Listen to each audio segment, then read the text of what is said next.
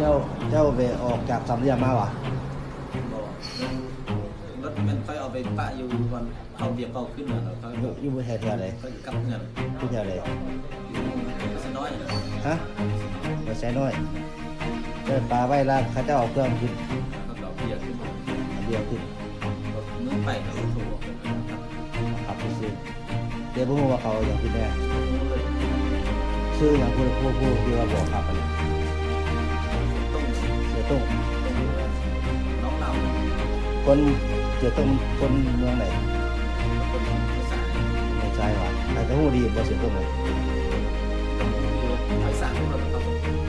เขาว่ารถเล่าหรือรถเจ้าเลย ภาษา เป็นของเสือตุ้งเองเราบอกเอาไปช่วงเสยช่วงยังเวลาโอ้ในหันก็เป็นมิเตอร์เบียร์ล้างเบียร์เป้าวะเลย เบียร์ฟอง ยังเบียร์เป้าแต่เจ้าบุ้งว่าอย่างได้หันบ่ รู้เลย รถกันรถบริษัทเราเองกันละเราให้ค่าจ้างเจ้าเลย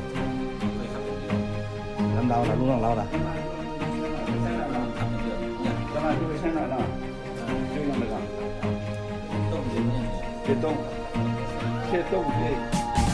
เช็ดต้มเช็ด ไม่บอกว่าใช่บ่ ใช่ไหม เราใช้ด้วย เช็ดเช็ดต้มอ่ะเช็ดต้มเลยนะ เคยขับไปตลอดบ่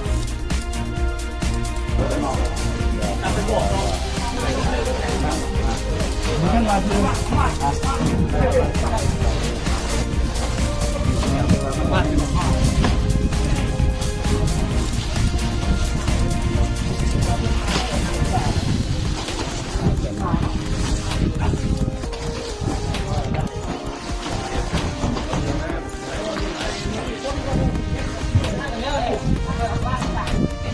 หนาให้ข้ออันนึงเลยนะข้อหนึ่ง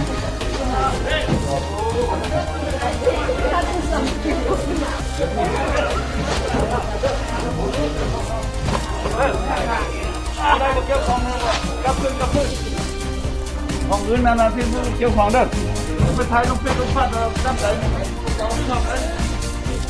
มันต้องมาแท่งกันเรื่องใดเรื่องอะไรของเรื่อง